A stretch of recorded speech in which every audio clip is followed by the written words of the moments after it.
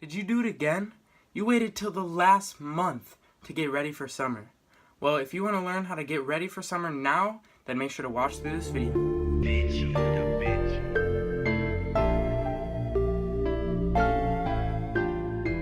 Alright, so you guys may be wondering, Solaire, why have you been posting so many nutritional videos recently?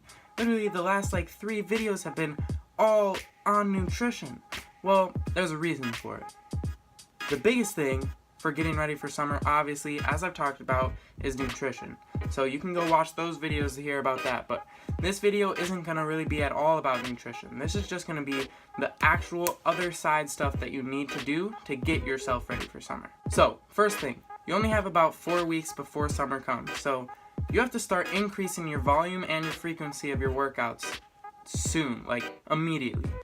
Because if you're just splitting up and working out one muscle group a day, you're only working out that muscle group once a week, and you need to increase that frequency to at least 2 times a week. Now, another thing you want to do is you got to train heavy, because if you train heavy with a lot of overload, that's going to get you the most muscle breakdown for now in this short period. But then along with doing those heavy workouts, you want to transition into something more slow and controlled. And I actually learned about this from a guy named Athlean-X, or his actual name's Jeff Cavaliere, and he's a certified personal trainer. He's trained Antonio Brown, a bunch of different professional athletes. So if you don't trust me, definitely trust him. But what you're going to want to do is, for example, something like curls. You would want to start with doing some sets of some cheat curls, with higher weight than you would normally do, and you want to bring it up, not using all just biceps, but then slowly control the weight down. And then you would do that, and then immediately after you do your sets of cheat curls, you would go into something with a lot lighter weight, and you'll want to do really controlled time under tension on your bicep, or for whatever muscles that you're working out. And if you have a barbell, that's probably a little bit better to do the cheat curl with, just because you can load it higher.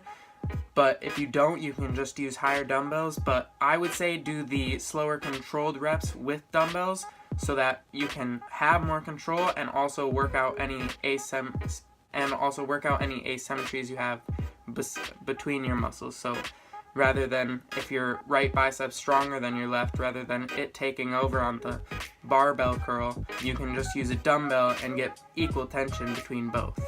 The next biggest thing you have to focus on is weak point training. Say you have, like me, say you have really small calves, right? Your calves are going to be seen this summer. So it's obviously something you're going to want to work on just so it doesn't look unproportional. Obviously, calves are very much genetics.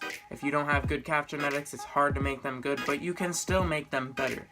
So, for me, I'm going to start doing an additional calf training 3 times a week. 3, maybe 4 times a week, but probably just 3 times a week of just a few sets, short little workouts just to get some extra tension, get some extra growth before summer comes. And then you would just want to do that with any weak points that you have. But the next biggest thing, what does everybody love to have for the summer? Their abs. You're probably going to have your shirt off this summer. Very likely. So you want to be ready for that. You want your abs to be showing. You want them to be popping. And the best way, aside from nutrition, to do that is you have to increase the training from 5 to 7 times a week on abs. Because your abs are what are called postural muscles. So if you increase the frequency, it'll increase the resting tone of that muscle, so you don't have to go around walking across the beach all flexed like this. You can just walk and be chilling, right?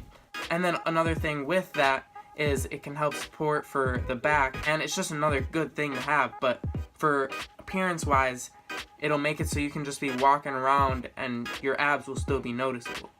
And if you don't know what to do for your abs, I've got one video. I'll post it on one of these sides. But I got one video that I posted a while ago on a super great ab workout that I like doing, so you can go watch that. That can be something you can base your workouts off of, and then throw in other types of things. But I would say do that specific one if you want, 1 to 3 times a week, and then throw in your other ab workouts along with it. But again, that's pretty much it for what you gotta do for these next 4 weeks, aside from the nutrition.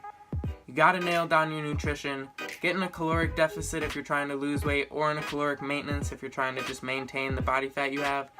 And yeah, that's literally the most important thing you can do. So all my last 3 videos have been about nutrition. So if you don't know what to do, or you just want to look over those for some more reference, then go watch those. So I'll see you guys in the next one. Peace.